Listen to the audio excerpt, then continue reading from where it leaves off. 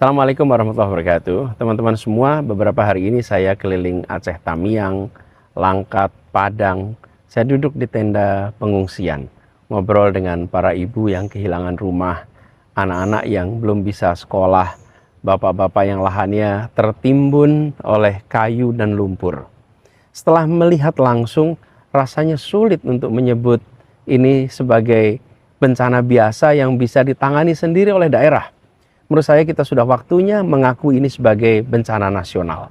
Ini soal keberanian mengakui bahwa skala kerusakan dan penderitaan sekarang memang butuh kekuatan negara. Dengan status bencana nasional, pemerintah pusat punya ruang lebih besar untuk mengerahkan anggaran, personel, alat berat, dan program pemulihan tanpa ragu-ragu. Dan buat warga yang terdampak, apa bedanya? Kalau jadi bencana nasional statusnya, maka aliran logistik bisa lebih deras. Makanan, air bersih, obat-obatan, tenda, layanan kesehatan, sampai dukungan psikososial. Dan akses jalan yang putus bisa lebih cepat dibuka karena alat berat, TNI, dan semua instansi bisa digerakkan lebih masif. Dan ke depan, program perbaikan rumah, sekolah, jalan, bantuan usaha kecil juga bisa lebih kuat karena dibiayai negara, bukan hanya mengandalkan APBD yang terbatas. Saya paham ada kekhawatiran. Kalau statusnya bencana nasional, apakah tidak makin rawan korupsi, makin rawan tumpang tindih kewenangan, atau intervensi pihak luar? Kekhawatiran itu wajar, tapi jawabannya bukan menahan status bencana nasional, melainkan memastikan tata kelolanya diawasi ketat sejak awal.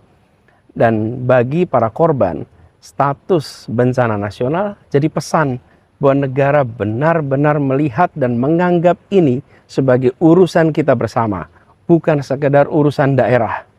Meski bencana sudah berjalan waktu, belum terlambat. Masih sangat relevan untuk mengambil keputusan ini. Tanggap darurat masih berlangsung. Pemulihan pun akan panjang. Dan keputusan hari ini akan menentukan seberapa kuat dukungan negara 1-2 tahun ke depan.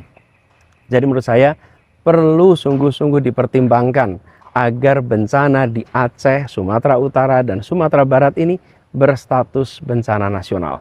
Pemerintah pusat, pemerintah daerah, swasta, organisasi masyarakat, dan kita semua bisa bergerak lebih masif, lebih cepat jika status ini ditetapkan.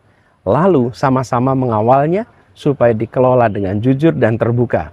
Agar saudara-saudara kita yang sekarang masih tidur di tenda benar-benar merasakan bahwa Indonesia berdiri di belakang mereka. Assalamualaikum warahmatullahi wabarakatuh.